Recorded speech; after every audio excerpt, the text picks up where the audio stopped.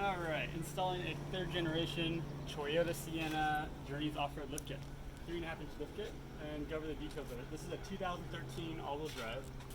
So front suspension, very, very quick. It takes like a couple hours, 3 or 4 hours, and you're done. The back takes a lot longer. So you gotta remove the whole windshield cowl, wiper cowl. Pop off these clips here. There's a bolt underneath them. You just pry up with your hands. Same with this one here. We marked the left and right, marked the height of the blades. There's some black plastic clips underneath these. There's a few of them. It's all along. Just undo all those. There's no bolts holding that plastic on. That pops right out, and that will allow you access to the top of the shock. Mounting it, we missed putting in the camber bolts. It's kind of hard to see back here, but it's pretty straightforward. You got to put in this sway bar link.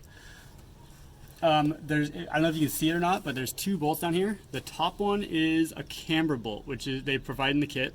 Make sure you get that. We did not. We're gonna have it done when we get the wheels aligned.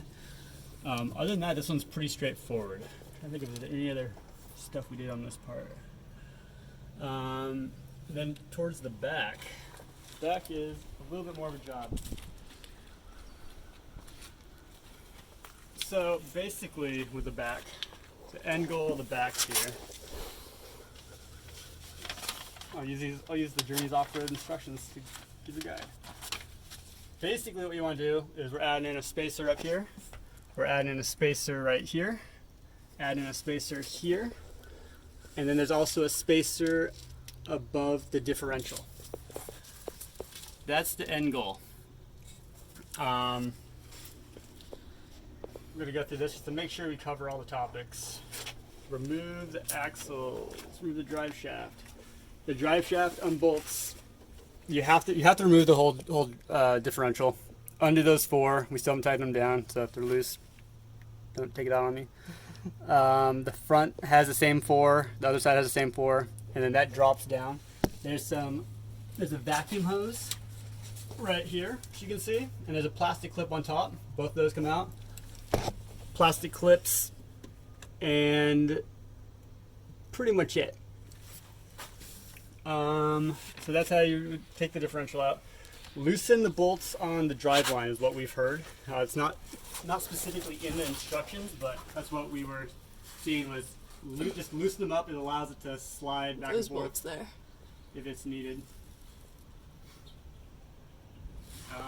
Remove ABS speed sensors. I'll point out the speed sensor. We ended up bending this clip down.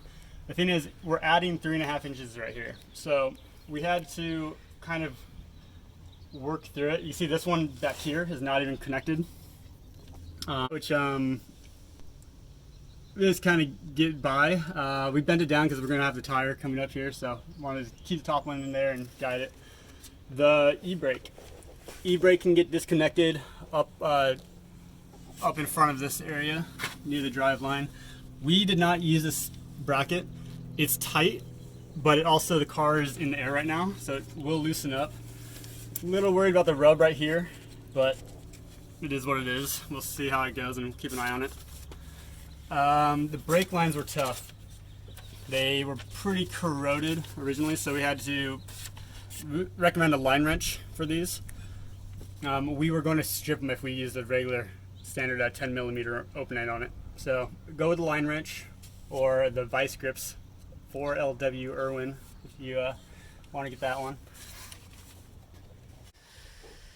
So we found out that mounting these brackets, if you go with the back bolt first, you no longer have to cut and hammer out the 2 edges.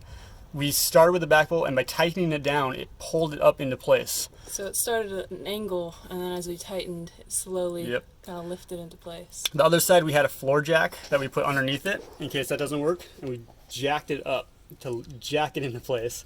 Both of them did not require any hammering or cutting, and we got these into place. This is hidden behind this cardboard stuff. We just kind of bent it around to get it into here. So if you're looking for it, right there. We didn't have to remove any of it though. And then on the driver's side, we had this fuel line that's hidden by this plastic box here that had to come out in order to access the screws. Small cut right here. I don't know if you can see it or not, but right about right here, there's a little small nick in the plastic I had to cut out. So this comes out pretty easily. A bolt there, and then 2 other bolts there and one there. hidden bolt right here, right in this corner. But yeah, that's got to come out so you can access the bolt that's right in there. There's also this support bar on both sides.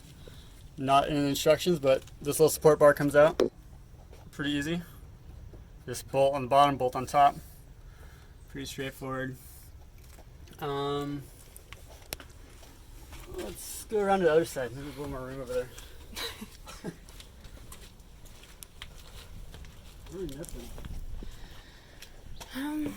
Talk about the shocks, the orientation of them. So this is what we found to be the best orientation.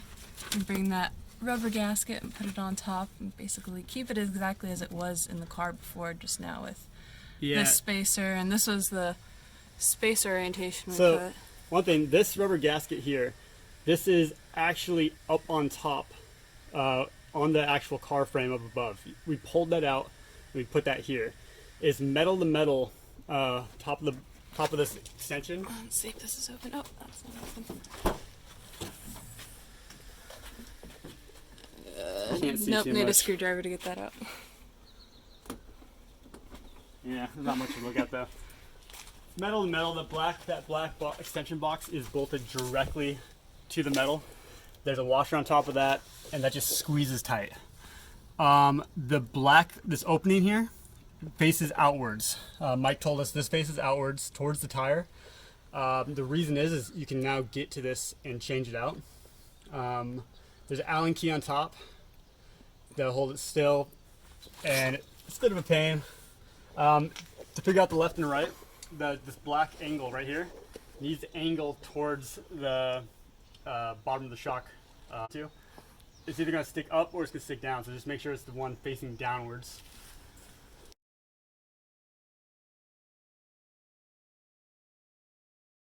So the coil springs are a pain in the ass to get in place again. Coils, yeah, same with the axle. The axle beam, we had two people. A lot of jiggling and jacking. It's a lot of force. Just really cram the thing in there. It took a couple, 2 to 3 people. And keep in mind, we're not mechanics. We're all scrawny little 130 pounders. But exhaust pipe. Here's the rear exhaust pipe right here. So this basically just lube it up with some soap, grab a screwdriver, and try to basically it's a triangle shape. So once you get that rubber gasket up onto that edge, it'll start coming off. So just work around it with a screwdriver. That'll disconnect that. That's after you cut the exhaust pipe out. So it comes with 2 parts. It comes with this one and it comes with this one. Some Toyotas don't require both. Some of the Siennas have I believe it's a sound dampener. This is another about 12-inch length, which a little bit thicker, and you're gonna have to cut that out.